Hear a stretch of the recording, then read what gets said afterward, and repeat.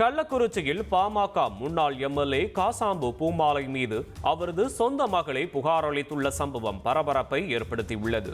காசாம்பு பூமாலையின் மகள் அனந்த நாயகி மாவட்ட ஆட்சியரிடம் அளித்துள்ள புகார் மனுவில் கடந்த 2023ஆம் ஆண்டு மார்ச் 30ஆம் தேதி தனது தாயாரான காசாம்பு பூமாலை ஆதரவோடு தன் தங்கை மற்றும் அவரது கணவர் உள்ளிட்டோர் தன் வீட்டின் கதவை உடைத்து கொலைவெறி தாக்குதல் நடத்தியதாக குறிப்பிட்டுள்ளார். தன் வீட்டிலிருந்த 30 சவரன் நகை, 3 லட்சம் ரூபாய் ரொக்கம், வெள்ளி சாமான்களையும் எடுத்து சென்றதாக கூறியுள்ளார். இந்த தாக்குதல் தொடர்பான வீடியோவையும் அவர் வெளியிட்டுள்ளார்.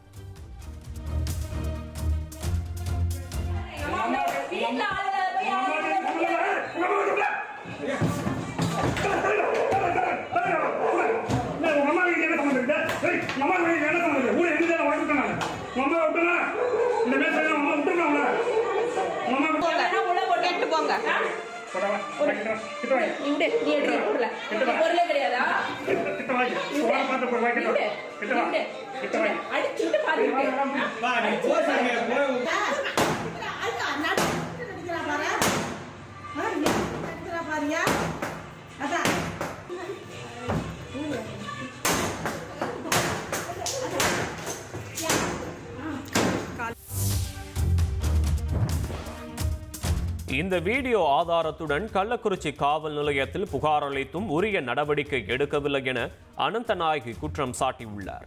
இதையடுத்து நீண்ட போராட்டத்திற்கு பிறகு 15 மாதங்கள் கழித்து 2024ஆம் ஆண்டில் வழக்கு பதிவு செய்ததாகவும், ஆனால் 8 மாதங்களாகியும் எந்த நடவடிக்கையும் எடுக்கவில்லை என்றும் புகாரில் தெரிவித்துள்ளார்.